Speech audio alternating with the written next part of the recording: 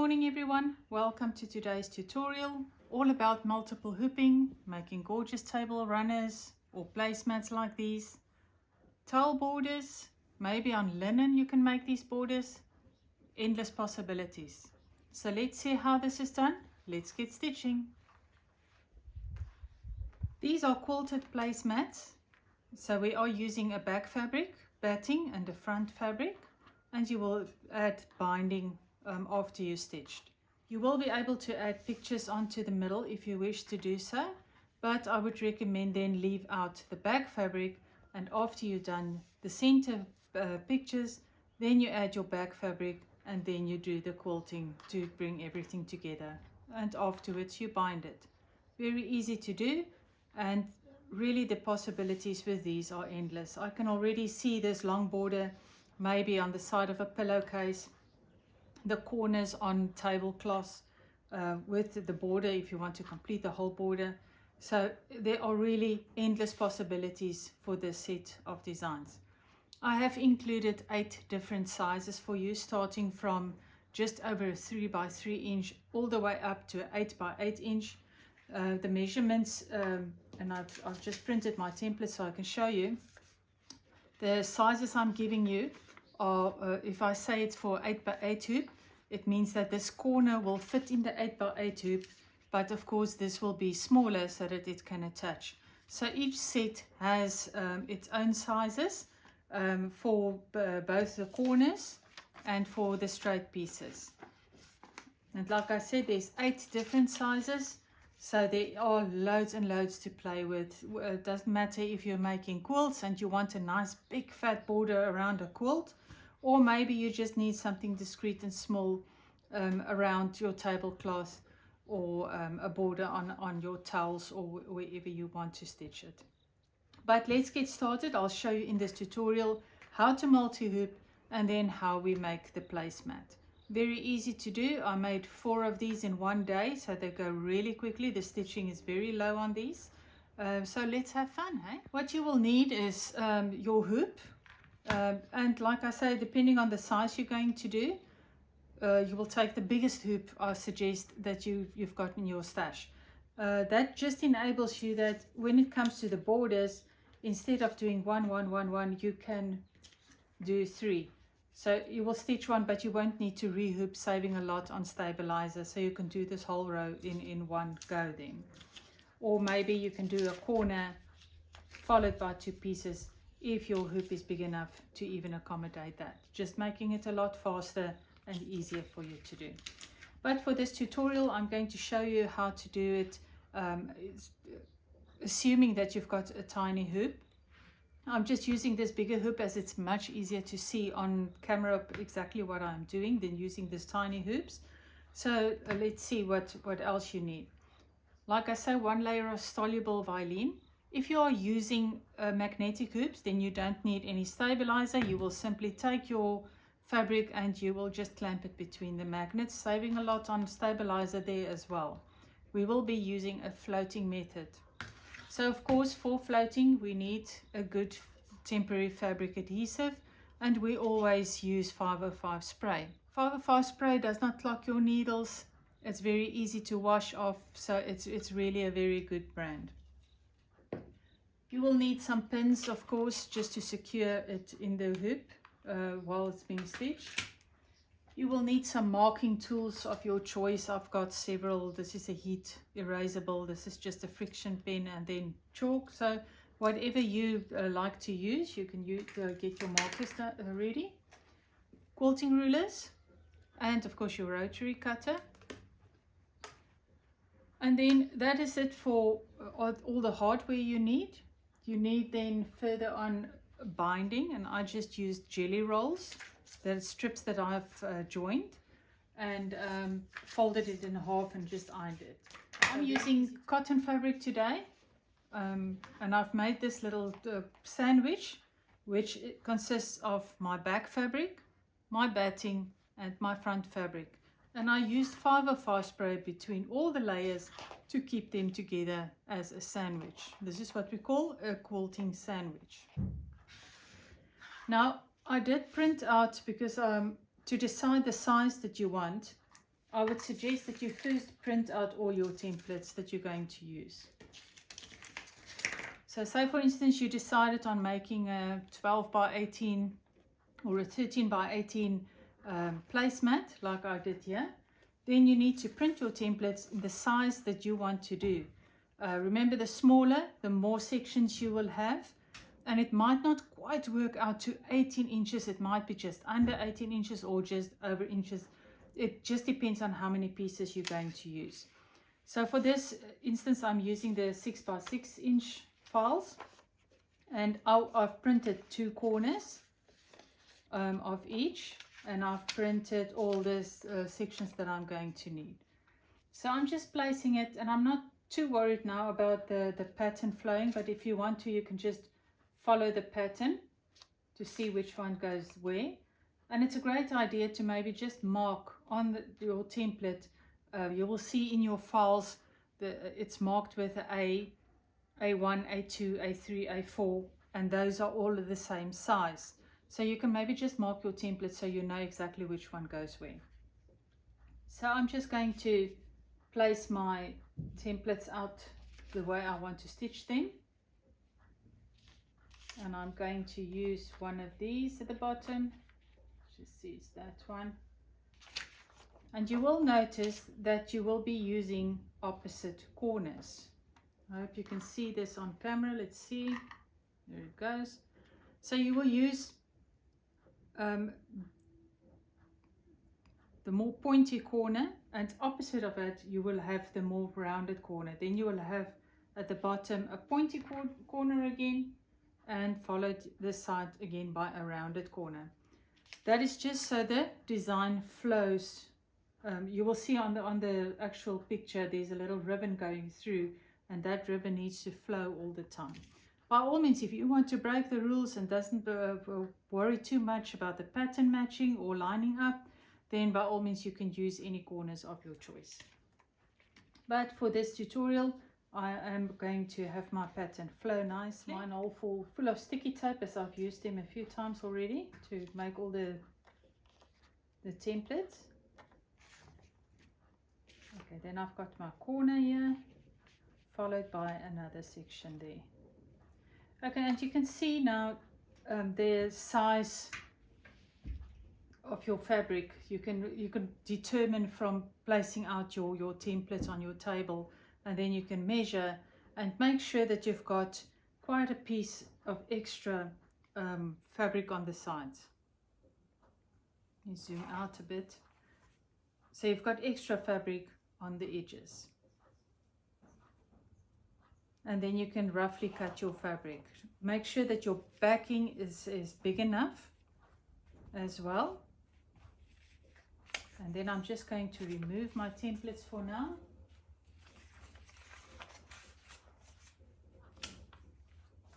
And you're now going to take your quilting rulers, and I'm just going to fold. And you can see I don't have a precise cut here. I just cut a piece of fabric off my bolt, and I just made sure that it is wide enough and long enough. And I'm just going to fold it in half here, and I'm just making a mark to find the center, and I'm going to join those 2 lines and just make for myself a center line right through the middle. And you can do the same for the top and the bottom. So I'm just holding this line on top of the other one.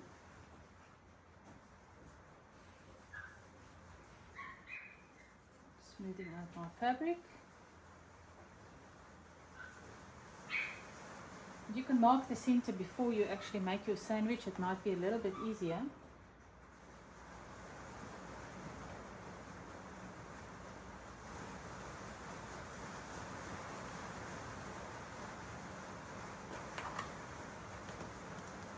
And I'm now going to use the mark that I made on the side, and I'm going to use my quilting ruler to make sure that I do end up with a perfect rectangle. So I'm lining up this with the center line that I drew, and I'm lining it up with the mark that I made on that side, and I'm just drawing it in. And then I'm just going to shift over my ruler. Again, make sure that it lines up there and it lines up there, and then I can continue my line through.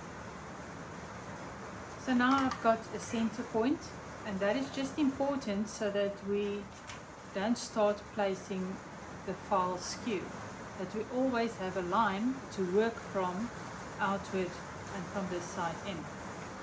We need a starting point. So I already saw that I've cut my fabric a little bit bigger, but I can start with my first section about roughly 1.5 inches. I'm going to start from the top. Now when I laid out my design, let me just lay it out again here so you can see what I'm trying to explain to you. I had two sections at the top with my two corners. So the center between these two, I can line that up with the center of my panel. Should I had more than two pieces, so for instance, maybe I used 3. I decided I wanted the longer placemat. I used 3. So now you will use the center panel and the center line to line up with your center. So that one will go there then. So I hope you guys understand where your starting point will be and how you will make sure that you end up with a rectangle and not something that's off. So that is very important as your first step. Now as I'm just using 2, I'm just going to line up the edge with the line that I drew. And I'm just going to tape that in place.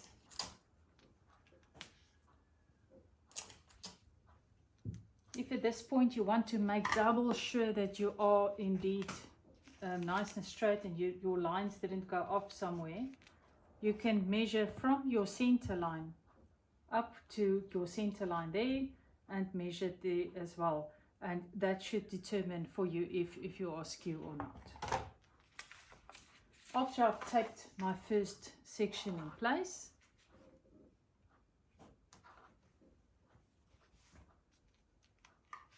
I can then extend the center lines that you see on the design itself, on the template. You will see there's red crosses. So just extend those onto your fabric. We will use these extended lines to line up the design with your hoop.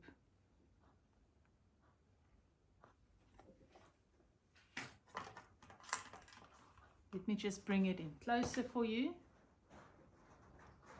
so you can see the markings there. Just making sure I am on camera showing you this. There you can see nicely. I've lined it up with the center and I've extended the lines outward. Now if we go to our hoop, let me just place this separate for now. If we go to the hoop, we need to mark the center on this as well. So I'm taking my quilting ruler and I'm simply going to draw on my stabilizer the center lines of my hoop.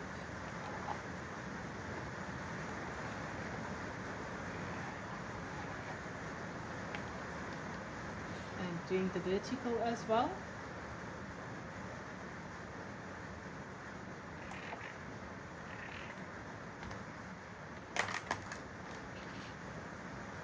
Now you can see what it looks like, all drawn out there. If you are using a magnetic hoop, you will skip this step. Your magnetic hoop has the markings for your horizontal and your vertical as well. So you will then simply take your design and just make sure, folks, the orientation of the design, if you open it on your embroidery machine so that it's flowing the correct way. So don't hoop it like this, even though it can fit in the hoop, or you will have to remember to rotate it on your machine then.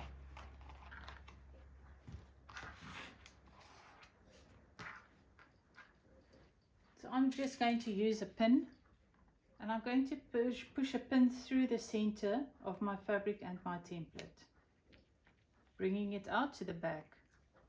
And then where I see the pin, I'm going to line that up with the center marking on my fabric that my stabilizer. And then I'm just bringing the pin right up, straight up, and then I can gently wiggle the fabric, so I can see that the crosshairs that I drew on the fabric, that I extended on the fabric, aligns with the marking that is on my stabilizer. Once I've got one of them in place, I'm just using a little bit of 5x5 spray just to keep it there temporarily while I'm checking the others. And I will then go to the top, push my pin through, just bring that lower, just push my pin through there on the line, lifting it up and making sure that my pin is over the line that I drew on the stabilizer. If I'm happy, I can spray 5x5 spray and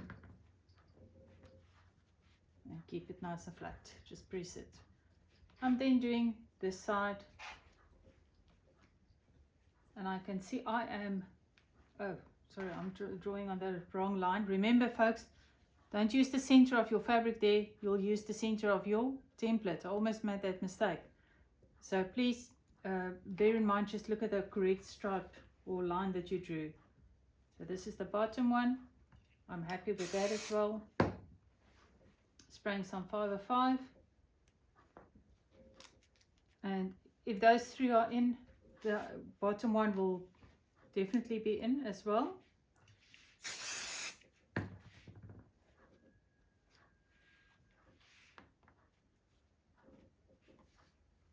After you got the placement right, you can then add a little bit more pins if you would wish to do so, just to keep the fabric from shifting. We are working with a big piece of fabric in your machine, so it tends to move and shift as the machine goes back and forth. So do use a few pins just to make sure nothing can shift. Just remember to place your pins well out of the way for the needle, so you don't accidentally hit any pins.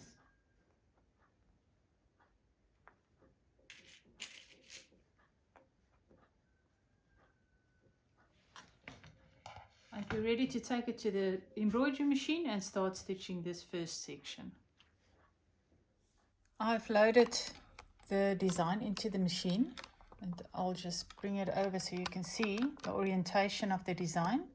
So remember to double check and make sure that you've got your template the correct way around. If you accidentally did place it wrong in the fabric, remember you can always rotate it on your embroidery machine or mirror it any way you wish. Alternatively, just load the correct design. I just want to show you nice and close up here. As you can see, after I've loaded the design onto the machine and loaded my hoop, the center of the needle, or where the needle will penetrate, is not in the center of my design. So where the template center is, we need to move the needle over to that side. So you're going to go into your machine settings and then simply move the machine up, or the needle up, till you see it is over the center point of your template, those crosshairs. And I can drop my needle just to double check where I am, and I can see I need to move one over to that side and maybe one down, and I'm going to drop it again.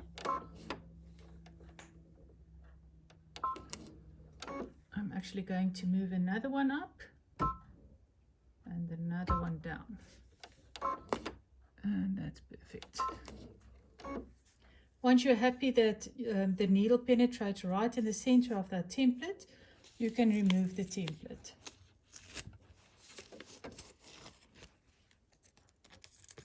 And then you can start stitching the first section.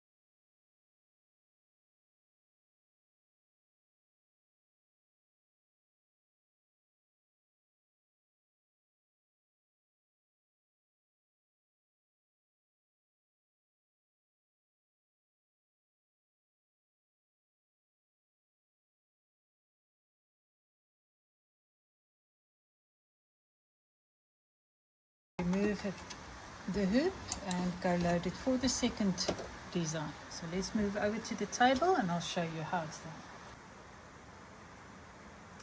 You can now remove the pins.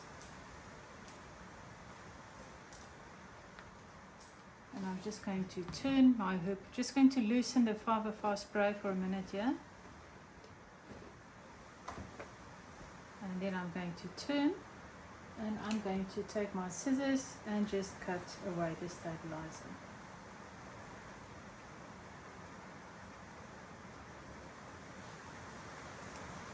And remove the hoop. And we can now place a fresh piece of soluble in the hoop. And I've just prepared a small hoop for this one.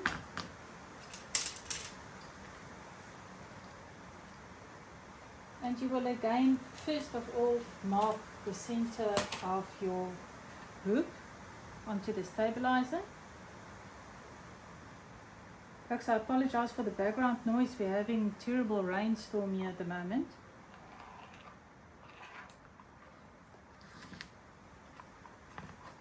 So I'm just marking out the center.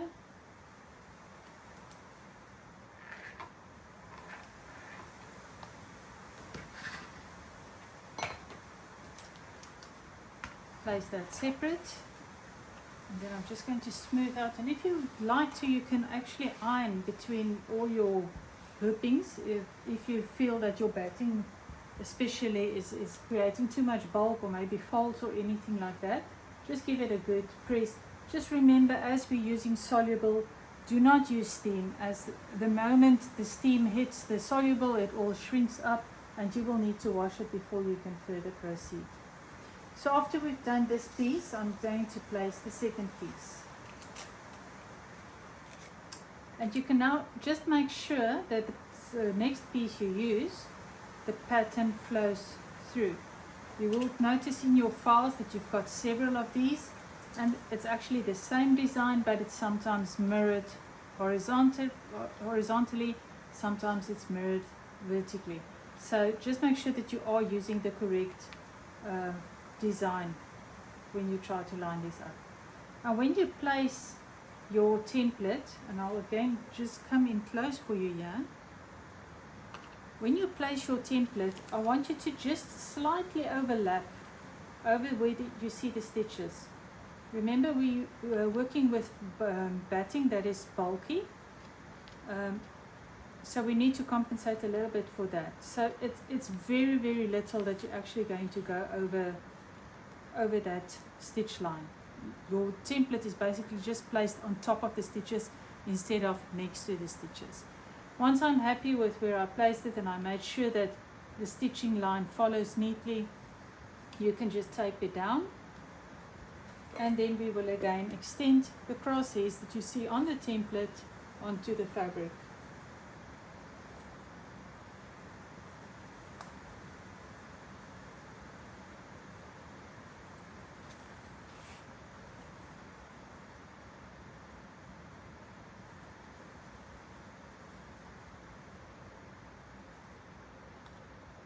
Now, as you can see from this line, because we're using the straight pieces, and the center line of all your straight pieces will be the same. It flows through. I can basically use this one, the previous one, this line that we drew here. I can use that and just line it up with the center of my template, and then I can extend it from there. Just going to move up my ruler a little bit, and I'm just going to extend the line to the top.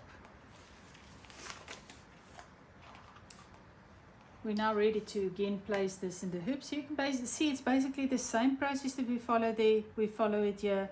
It's just that we move on all the time.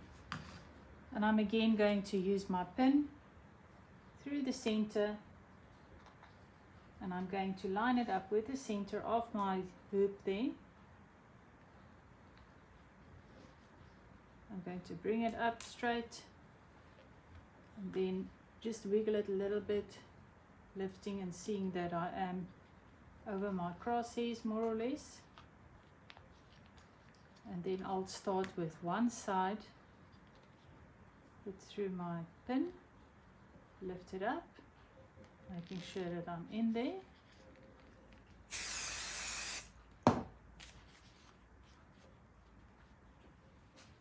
Going to do the same at the top.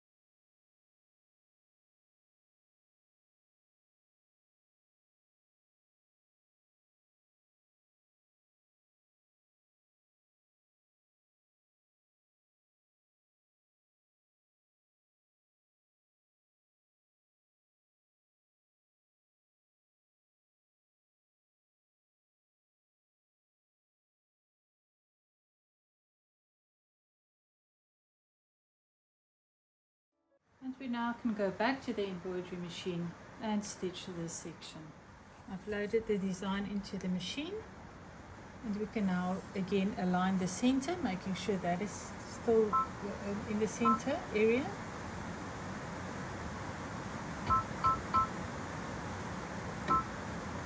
And I'm just going to drop the needle.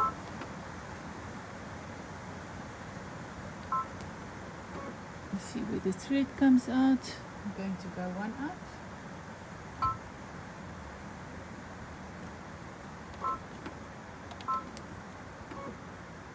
And I'm very happy with that placement there. I can remove the template.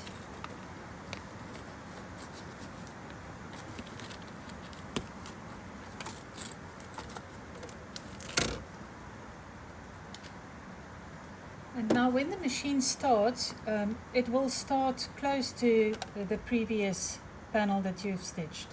It will start here at the bottom. So the moment the machine moves to that area and you see you are slightly off, you can always go back and just adjust that placement.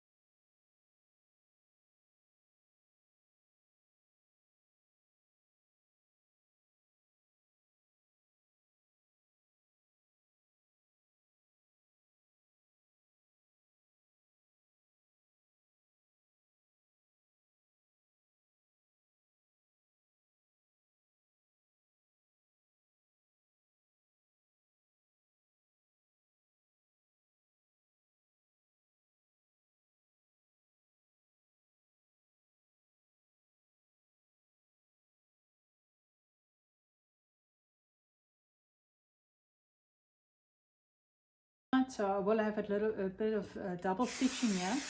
So just please bear that in mind. Make your back fabric bigger than your front fabric so that it can help stabilize the design.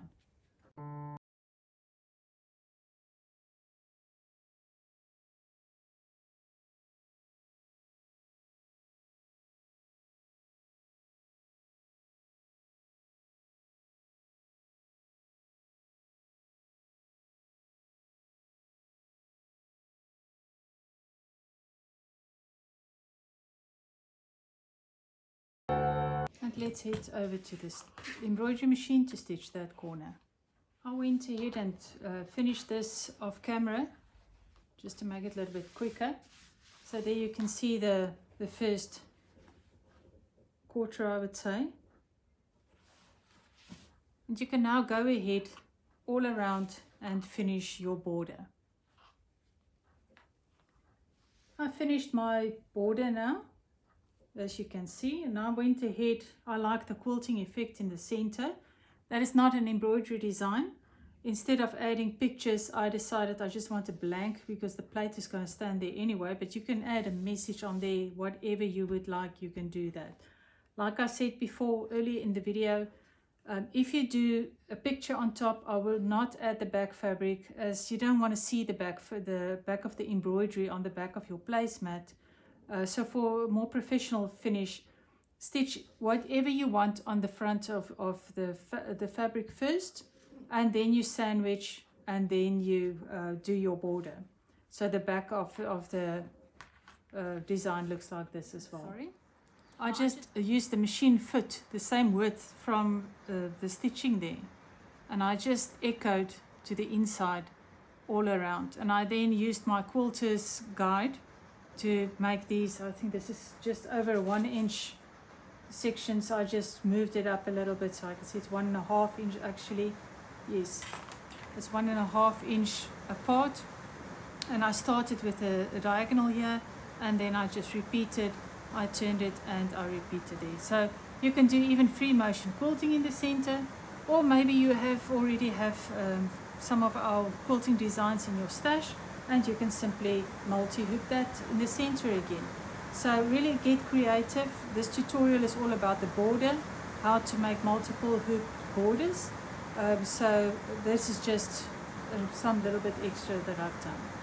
After this is done, you will then of course square off your quilt. Now for those who don't know what we mean by squaring off, as you start on one side, I like to cut my fabric about 1/2 inch from the nearest stitches.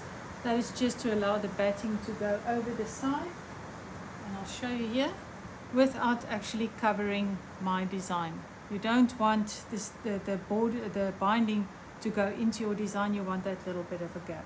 So cut your fabric about 1/2 inch. You can do more if you would like, if you want to add something else there, or you've got maybe a pretty fabric that you used it on and you want to see more of that fabric. You can add borders around here now first before you do the binding. So really make this your own. But just to keep this simple, I've started on one side and I've lined it up 1/2 inch, and then I trimmed off this side. Then you turn your piece and you take one of these dark markings on your ruler, line it up with your bottom that you've already cut straight.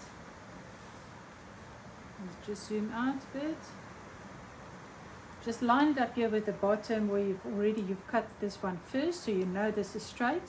So we're using the ruler straight line here, and we're moving the design up 1/2 inch from the nearest stitches, and then you can cut that side. So now you know you've got a perfect 90-degree angle here, so that you can do perfect mitered corners. It's very difficult to do a mitered corner onto a corner that was not cut at a perfect 90 degrees. So keep that in mind. After that is done, you will turn, do the same for that side, and do the same for this side, and you will end up with a perfect rectangle where you can add your binding on. Now we're not going to do binding in this tutorial. I'll just briefly explain. I've cut my jelly rolls. I've just joined strips. As you can see, I took the whole jelly roll and I just joined all the strips with a diagonal, and I folded it in half. And I'll start now at the back, giving some room, and I will stitch it all around. Then I turn it, I bring my binding forward, and I just then stitch right on the edge. You can see there, right on the edge, I just stitch it to the front, folding my mitered corners as I progress. And there you have it, folks, a finished placemat done on your embroidery machine, quick and easy.